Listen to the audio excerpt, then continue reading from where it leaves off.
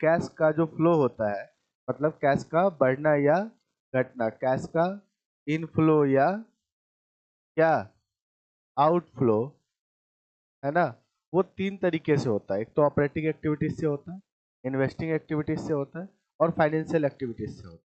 तो मैंने क्या बोला था कि फाइनेंशियल एक्टिविटीज सबसे पहले होता है। एक्चुअल में जो बिजनेस ऑर्गेनाइजेशन उसमें सबसे पहले क्या होता है, फाइनेंशियल एक्टिविटीज होता है। फिर क्या होता है बच्चे का, इन्वेस्टिंग एक्टिविटी, फिर उसके बाद होता है आपका ऑपरेटिंग एक्टिविटी। हम लोग क्या करें, लेकिन जब बुक में आपको पढ़ना होता है या हम लोग जो करते हैं, पहले क्या पढ़ते हैं बच्चा सा, ऑपरेटिंग एक्टिविटीज, फिर क्या पढ़ते हैं हम लोग, इन्वेस्टिंग एक्टिविटीज, और फिर क्या पढ़ते हैं हम लोग, फाइनेंशियल एक्टिविटीज। तो हमने ऑपरेटिंग एक्टिविटीज पढ़ लिया है, अब क्या पढ़ना था हमें, इन्वेस्टिंग एक्टिविटीज। जब इन्वेस्टिंग एक्टिविटीज पढ़े थे तो हमने क्या बताया था कि इन्वेस्ट हम कहाँ पे करते हैं, एसेट में, नहीं एसेट में करते हैं। और एसेट कितने तरीके का होता है, तो कौन कौन, करंट और फिक्स एसेट्स, जिसको नॉन करंट एसेट्स भी कहते हैं। तो करंट एसेट्स का यूज कहाँ पे हो जाता है, ऑपरेटिंग में, इसलिए बच कौन जाता है, फिक्स एसेट्स, जिसको नॉन करंट एसेट्स कहते हैं। तो इसका मतलब नॉन करंट एसेट्स के कारण जो भी कैश का फ्लो होगा, उन सभी फ्लो के को क्या करेंगे हम लोग, कहाँ पे दिखाएंगे, इन्वेस्टिंग एक्टिविटी। अब नॉन करंट एसेट्स में किस कारण से इनफ्लो होगा, बताओ, इनफ्लो किस कारण से होगा, एसेट्स के कारण कैश का इनफ्लो क्यों, कब होगा, बताओ बताओ, एसेट्स को बेचेंगे।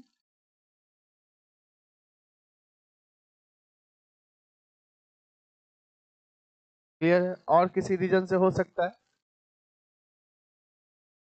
एसेट्स के कारण आपका कैश का इनफ्लो हो रहा हो, और कोई रीजन हो सकता है,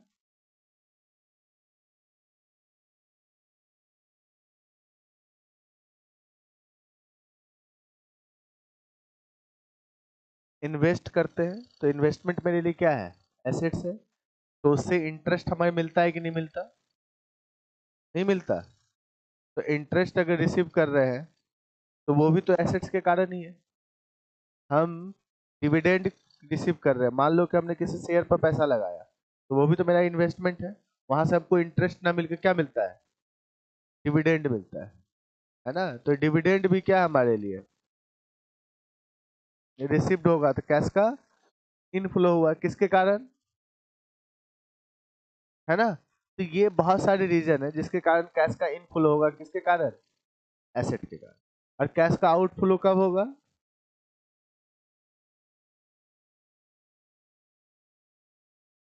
कैश का आउटफ्लो कब होगा, जब हम क्या करेंगे, परचेज करेंगे क्या, एसेट्स को। क्लियर है। यहाँ पर रेंट रिसीव भी आ सकता है, आपने रेंट रिसीव किया तो कहीं ना कहीं मकान में आपने इन्वेस्ट किया, उससे आपको रेंट रिसीव हो रहा है। और परचेज करेंगे तो कैश का आउटफ्लो होगा। तो इसका मतलब हम आराम से समझ लिए कि कैश का इनफ्लो और आउटफ्लो इन्वेस्टिंग एक्टिविटी में कैसे होता है।